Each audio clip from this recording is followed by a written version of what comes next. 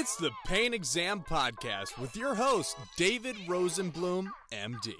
If you treat pain or have an interest in pain management, join us as we discuss painful disorders, alternative treatments, practice management, and more.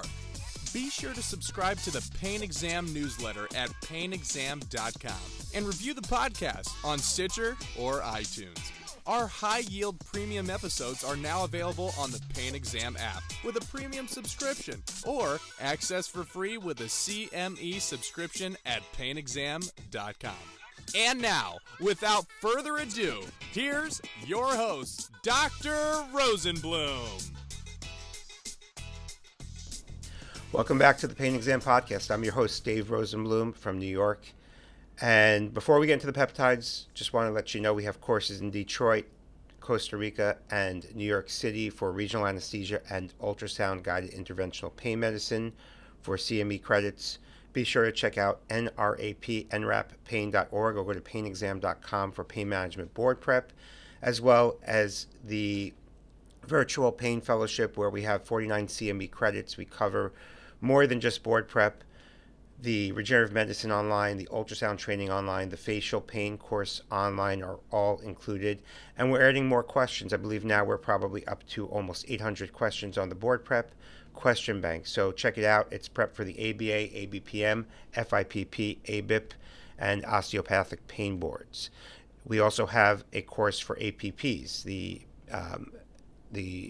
pain management course will prepare you for your practice as well as your board exams and certification. So what are peptides? Well, they're short chains of amino acids acting as a biological signaling molecule. Unlike traditional small molecule drugs, peptides often interact with multiple pathways simultaneously. They influence inflammation, angiogenesis, tissue repair, and cell survival. It matters in pain medicine because chronic pain is rarely a single pathway problem. Structural pathology, inflammation, ischemia, and neural sensitization often coexist. Peptides theoretically offer biological modulation rather than symptom suppression. Some peptides are FDA-approved pharmaceuticals. Others, including BPC-157, remain investigational. So BPC stands for Body Protection Compound 157. It's a 15 amino acid peptide derived from a protein found in gastric juice. According to comprehensive MDPI review, BPC-157 demonstrates pleiotropic biologic effects in preclinical models, including angiogenesis via the VEGF and nitric oxide pathways, anti-inflammation signaling, enhanced tendon, ligament, muscle, and nerve healing, cytoprotective effects under ischemic conditions. These effects have been replicated across multiple animal injury models, particularly in musculoskeletal and soft tissue systems. It is critical to know that most of the evidence is preclinical. Pain modulation. Well, what does the data show? The earliest focus studies published in Inflow Pharmacology in 1993 demonstrate that BPC-157 reduced behavioral pain responses in inflammatory and non-inflammatory pain models, attenuated capsaicin-induced allodynia, modified nociceptive processing in animal testing paradigms. The findings suggest anti-nociceptive potential, but they do not establish clinical analgesia in humans. Most recent narrative reviews, including 2025 Springer publication, reinforce that while BPC-157 may indirectly reduce pain through tissue repair and inflammation reduction, direct analgesic mechanisms remain speculative. As far as human data go, well, BPC-157 for knee pain. Generally, the evidence is limited, but it's been cited in a 2021 case series published in Alternative Therapies in Health and Medicine. They evaluated intra-articular BPC-157 injections for multiple types of knee pain. The key findings were that approximately 92% improvement in patients who were receiving BPC-157 alone, 75% improvement when combined with thymosin beta-4. Overall reported pain relief in 87.5% of patients. The study did have limitations: no randomization, no control groups, no image-based outcomes, small sample size, and short-term follow-up. From an evidence standpoint, this places BPC-157 at the hypothesis-generating stage, not the standard of care. Risks, unknown safety concerns, well, this is where the conversation often stops on social media, but where it must start in clinical medicine. Regulatory status, it's not FDA approved. It's considered an unproved investigational compound. Most products are sold as research chemicals, not as pharmaceuticals. Quality and purity risk, well, there's no standard manufacturing oversight. Valuable peptide concentration and contamination risks exist. No consistent pharmacokinetics or bioavailability data out there. Theoretical biological exists. BPC-157 promotes angiogenesis and cellular proliferation. Theoretical concerns include aberrant tissue growth, effects on dormant malignancies, dysregulated healing responses. To be clear, these risks are theoretical, not proven, but they are also unanswered, which matters clinically. Then again, in real life, we offer alternative therapies such as opiates, which, as you know, are very dangerous, and surgeries, which also have their inherent dangers. So I understand why BPC-157 is such a hot topic these days, because it's giving hope to people. And so far, anecdotally, and from what I'm hearing, which is not clinical data, it's pretty safe and people are pretty happy with it. That being said, drug interactions. Well, BPC-157 may interact with nitric oxide pathways, opiate signaling, dopaminergic and serotonergic systems. The long-term implications in polypharmacy pain patients are still unknown. How peptides are being used in pain practices? Well, despite limited evidence, they're increasingly being incorporated into cash-based regenerative medicine clinics, sports medicine, orthobiologic practices, concierge pain, and wellness models. Common clinical positioning includes biological healing support, regenerative signaling therapy, non-steroidal joint restoration. These services are typically not billed to insurances and are framed as adjunctive or experimental therapies. And whether you're for or against this sort of thing, well, this is there is a risk, of course, but this is how advancements in medicine come. You do need to try different things for your patients. So to balance criticism of doing it or not doing it, you can argue people who are not doing it, well, they're just following the same old paradigm of treating patients, standard of care, which is not always best care. And sometimes we do need to take, I guess, calculated risks when it comes to advancing the specialty and trying new things. I'm not saying this pro or against peptides. I'm still learning.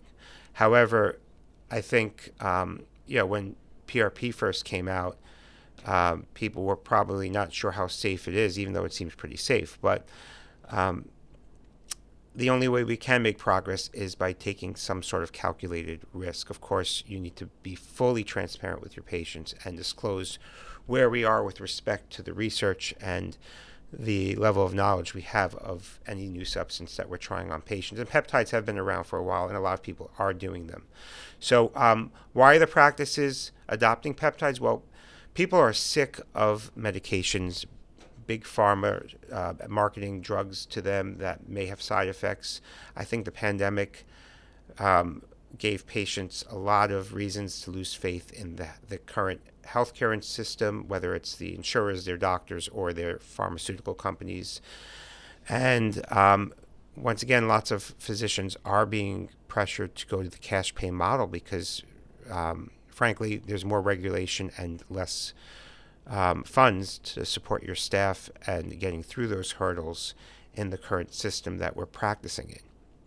Ethics, well, don't claim it's FDA approved if it's not. Disclose all investigational statuses. Separate education from marketing. Use informed consent that explicitly addresses uncertainty. Marketing peptides as guaranteed healing agents or replacements for evidence-based care exposes practices to significant medical legal risk. I usually advise my patients, the ones who seem capable of understanding statistics or at least general medical conclusions and articles. I tell them, if you look at Google, you're going to get advertisements. If you go to Medline or PubMed or Google Scholar, you're going to get actual studies. Of course, you have to be very careful because some of the studies are not done well. So the takeaway for pain physicians, well, BPC-157 is biologically interesting, not clinically proven, at least not based on the references I have. There may be more data out there. I don't have everything, so I'm sure there's some there's enough experience now that may say that it's clinically proven, but the articles I have here are stating opposite that. Preclinical data suggests tissue healing and indirect pain reduction. Human studies are small, uncontrolled, and preliminary. Safety, dosing, and long-term effects remain unknown. Marketing peptides requires transparency, ethics, and restraint. Peptides may eventually become part of mainstream pain therapeutics, but they are not there yet. So evaluate evidence, protect the patients. Oftentimes when I'm going over PRP for something new, let's say diabetic neuropathy with a patient, which is not really standard of care and the evidence I'd say is not very strong, and they still want the treatment or want to discuss it, I go through the actual articles, the research with them. On final thoughts, just evaluate the patients, be honest with them, explain to them where we are with the evidence. If you want to learn more about image-guided therapies, come to nrappain.org or subscribe to PainExam.com, which is located at the NRAP Academy's webpage, nrappain.org, and we'll do this journey together. Let's explore new ways to treat pain and share ideas and continue researching and getting the best outcomes for our patients and ourselves, because I think a lot of this information is important. I myself am considering these peptides for myself, so if I'm going to consider it for myself, then I will consider it for my patients. I'm not going to say I'm definitely doing it, but thank God I've been through PRP and it's done wonders for me, and it can do wonders for you and your patients. Thanks for listening. Please share this with your colleagues and rate it on the iTunes or Spotify. Review it if you're happy with it. And thanks again. Take care. Good luck.